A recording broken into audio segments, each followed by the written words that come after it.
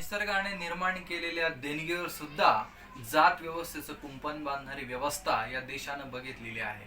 आणि त्या जात व्यवस्थेनं इथली संपूर्ण समाज व्यवस्था इतकी बरबटून टाकली होती की इथे माणसा माणसामध्ये भेद निर्माण झाला होता आणि माणूस स्वतःला माणूस म्हणून स्वीकारायला तयार नव्हता.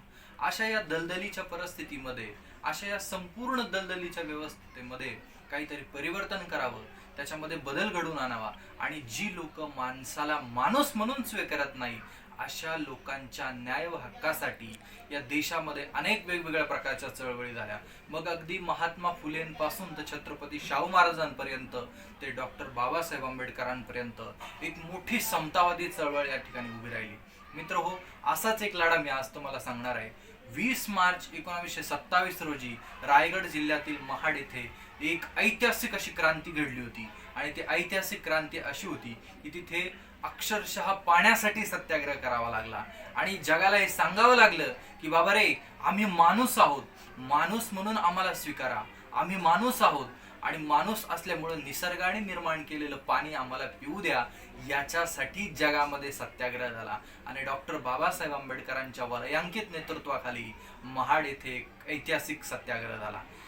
1923 साली मुंबई कायदे मंडळाने एक निर्णय पारित केला की जी ठिकाणं सरकारच्या खर्चावर बांधलेली आहे त्या सर्व ठिकाणी अस्पृश्यांना त्या ठिकाणी त्याचा लाभ घेता येईल, परंतु त्याची कुठल्याही प्रकारे अंमलबजावणी झालेली नव्हती.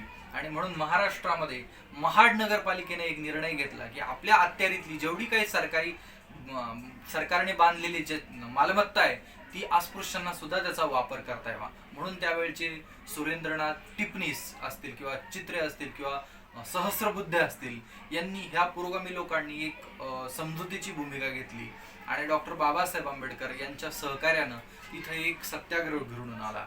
तिथे एक सभा आयोजित करण्यात आली. सभा झाली, त्यानंतर तिथल्या लोकांनी सर्वांनी तळ्याच्या ठिकाणी गेले, तळ्याच्या ठिकाणी जाऊन त्या ठिकाणी पाणी त्या ठिकाणी प्यायलं. बाबासाहेबांनी स्वतः ते पाणी घेतलं आणि बाबासाहेबांनी ते पाणी पिल्याच्या नंतर आपल्या हजारो करोडो अस्पृश्यांनी ज्या त्या ठिकाणी आलेली होती त्यांनी सुद्धा त्या पाण्याचं सेवन केलं. आणि जगामध्ये एक ऐतिहासिक घटना घडली की पाण्यासाठी सुद्धा सत्याग्रह त्या ठिकाणी झाला. सर्वांनी त्या ठिकाणी पाणी प्राशन केलं आणि सर्व आपापल्या ठिकाणी ज्या वेळेला गेल्याच्या नंतर सभेसाठी आसपासून आलेली वेगवेगळ्या ठिकठिकाणाहून आलेली लोक सभेच्या ठिकाणी त्या ठिकाणी आरामासाठी गेली आणि बाबासाहेब स्वतः आपल्या सरकारी बंगल्यावरती त्या ठिकाणी गेले असता तिथल्या काही धर्मांध उच्चभ्रू लोकांनी एक अफवा पसरवली की पाणी वाटवल्याच्या नंतर, तळं वाटवल्याच्या नंतर आता ही संपूर्ण लोक वीरेश्वराच्या मंदिर बाटवण्याच्या करता जाणार आहे. 2 तासामध्येच ही एक अफवा पसरवण्यात आली आणि ती अफवा पसरवल्याच्यामुळे तिथला जो काही सवर्ण हिंदूंचा जो काही जमाव होता त्यांच्या मनामध्ये एक द्वेष त्या ठिकाणी पेरला आणि त्या सर्व लोकांनी तिथल्या अस्पृश्य बांधवांवरती अक्षरशः लाठी चार्ज केला, त्यांना रक्तबांबाळ केलं, त्यांना मारण्यात आलं. परंतु बाबासाहेबांना ज्या वेळेला ही घटना समजली त्यावेळेला त्यांनी कुठल्याही प्रकारे तुम्ही प्रतिहल्ला करा किंवा तुम्ही याच्यावरती वाद करा असं कुठलंही सांगितलेलं नाही. आणि याच्यातनं आपल्याला एक दिसतं की पाण्यासाठी सुद्धा एक भयंकर मोठा असा सत्याग्रह या ठिकाणी झाला.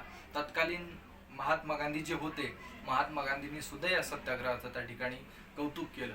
परंतु जी सभा त्या ठिकाणी आयोजित केलेली होती त्या सभेमध्ये जी काही अस्पृश्य लोक आलेली होती त्यांना तिथे स्थानिक पिण्याचा सुद्धा पाणी पिण्याचा सुद्धा अधिकार नव्हता.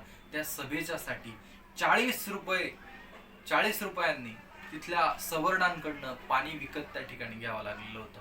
आणि असा हा संपूर्ण ऐतिहासिक सत्याग्रह आजच्या दिवशी म्हणजे 20 मार्च रोजी त्या ठिकाणी घडून आला. आज कधी कधी अंतःकरण भरून येतं, अंतःकरण द्रवून जातं की ह्या जगामध्ये या महामानवाला पाण्यासाठी सुद्धा सत्याग्रह करावा लागला की लोक माणसाला माणूस म्हणून स्वीकारायला तयार नव्हती. आणि माणूस म्हणून स्वीकारायला तयार नसताना पशुची तुलना माणसाबरोबर होती का पशु श्रेष्ठ आहेत, प्राणी श्रेष्ठ आहेत, पण खालच्या जातीमध्ये जन्माला आलेली लोक ही कनिष्ठ आहेत. अशा प्रकारचा एक मोठा भेदभाव या आपल्या संपूर्ण समाज व्यवस्थेमध्ये आपल्याला पाहायला मिळाला.